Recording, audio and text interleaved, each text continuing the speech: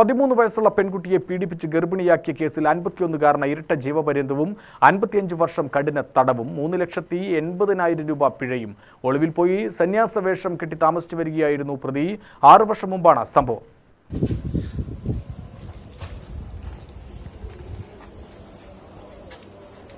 ചിറ്റിലഞ്ചേരി പാറകൽക്കാട് മാണിക്കന്റെ മകൻ 51 വയസ്സുകാരനായ ശിവകുമാറാണ് പ്രതി.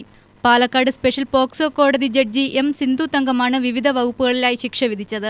പിഴയടയ്ക്കാത്ത പക്ഷം 4 വർഷവും 1 മാസവും കൂടി അധിക തടവ് അനുഭവിക്കണം. 2020 ഏപ്രിൽ 13-നും 2021 മാർച്ച് 30-നും ഇടയിലാണ് പലതവണകളായി കുട്ടിയെ പീഡിപ്പിച്ച് ഗർഭിണിയാക്കിയതെന്നാണ് പ്രോസിക്യൂഷൻ വാദം. ആലത്തൂർ CI ഉണ്ണികൃഷ്ണൻ, റിയാസ് ചക്കേരി എന്നിവർ അന്വേഷണം നടത്തി കുറ്റപത്രം സമർപ്പിച്ചു.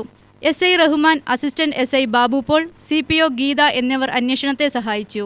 വിചാരണവേളയിൽ ഒളിവിൽ പോയ പ്രതി കള്ളസന്യാസിയുടെ വേഷം കെട്ടി തമിഴ്നാട് തിരുവണ്ണാമലയിൽ താമസിക്കവെയാണ് ആലത്തൂർ പോലീസ് പ്രതിയെ പിടികൂടിയത്. പ്രോസിക്യൂഷനു വേണ്ടി special public prosecutor C Ramika ഹാജരായി. 21 സാക്ഷികളെ വിസ്തരിച്ചു. 29 രേഖകൾ ഹാജരാക്കി.